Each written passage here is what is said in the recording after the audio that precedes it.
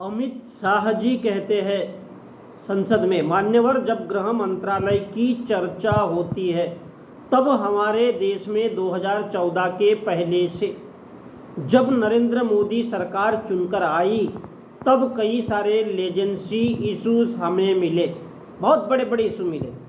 ये देश की सुरक्षा, इस देश का विकास और इस देश का सार्वभौम मत की तीन बड़ी समस्याओं के कारण हमेशा, यानी इस देश के लोगों में जो अफरा तफरी रहती है ना, सोच में समझ में, हमेशा ही इन तीन बातों पर, तीन समस्याओं में चैलेंज होता है। और ये तीन नासुर करीब करीब 4 दशक से देश की शांति में खलल डालते रहे। वो कौन से आतंकवाद, नक्सलवाद और उग्रवाद।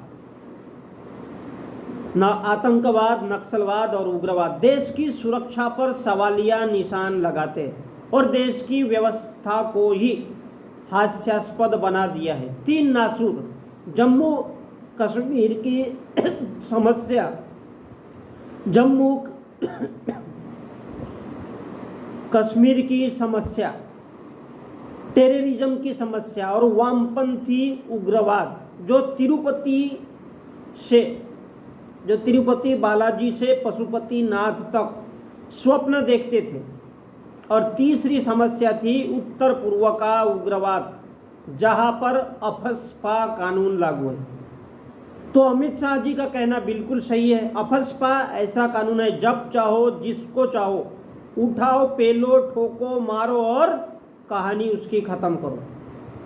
नागालैंड, मणिपुर, मनकापुर, असम वगैरह वगैरह, नागालैंड, इसलिए तो मोदी जी ने कहा था यहाँ पर भी खुदा है, वहाँ पर भी खुदा है। और जहाँ पर खुदा नहीं दिखेगा, जहाँ पर कोई ईश्वर, कोई भगवान नहीं दिखेगा, वहाँ पर खोद खोद करके भगवान को निकाला जाएगा, वहाँ कल खुदाई होगी।